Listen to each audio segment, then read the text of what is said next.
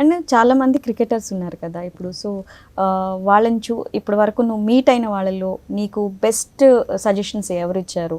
అంటే వాళ్ళ నుంచి నువ్వు మెమరబుల్ ఒక వర్డ్ ఉంటుంది, వాళ్ళు మనకి ఈ మాట అన్నారు, మనకి చాలా హ్యాపీగా అనిపిస్తుంది ఇక్కడ నుంచి అని అనిపించింది. సో అలా చెప్పిన వాళ్ళలో ఎవరైనా ఉన్నారా?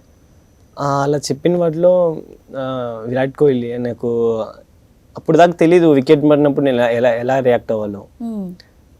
వెళ్ళాను, ఆడాను అంటే వచ్చేసేవాడిని. కానీ ఎప్పుడైతే సార్ చెప్పాడో అప్పుడు వికెట్ మీద ఉండాలి, 5 ఓవర్స్ బౌలర్కి ఇవ్వాలి, 10 ఓవర్స్ ఇవ్వాలి, వికెట్ కండిషన్ చూడాలి, అప్పుడు నేర్చుకున్నా. వాళ్ళకి బౌలర్కి ఇవ్వాలి, తర్వాత నేను అటాక్ చేస్తాను.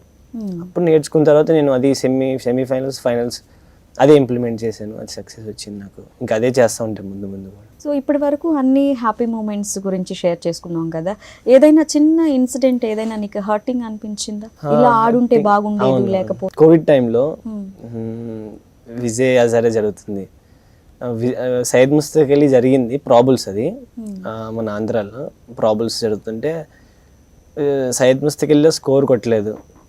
తర్వాత విజయ్ హజారే, దాని తర్వాత 10 days తర్వాత విజయ్ హజారే ప్రాబుల్స్ పెట్టారు. అందులో ఫస్ట్ మ్యాచ్ 6 ఎంతో కొట్టాను, తర్వాత మ్యాచ్ డక్ అవుట్, తర్వాత 23. నేను అనుకున్నాను అసలు ఏం జరుగుతుంది నాకు. ఇప్పుడు ఇంట్లో వాళ్ళు కూడా అంత మనీ ఇన్వెస్ట్ చేయలేకపోయారు. కోవిడ్ టైంలో అంత మనీ వచ్చేది కాదు. అది బాధ వేసేది నాకు ఇంట్లో వాళ్ళు, కానీ వాళ్ళు ఏదైనా ఎక్స్ప్రెస్ చేసేవాళ్ళు కాదు. కానీ నేను అనుకున్నాను ఇంకా ఆడాలి, నేను ఈ లెవెల్ కాదు, నేను ఒక చూడాలి, నేను హై లెవెల్ చూడాలి, ఈ లెవెల్లో ఆగొద్దు నేను అని అనుకున్నాను. నెక్స్ట్ తర్వాత వినోమంకడ్ వచ్చింది. అప్పుడే అనుకున్నాను నేను ఈ వినోమంకడ్ నేను యూస్ చేసుకోవాలి, దానిలాగా అవ్వకూడదు.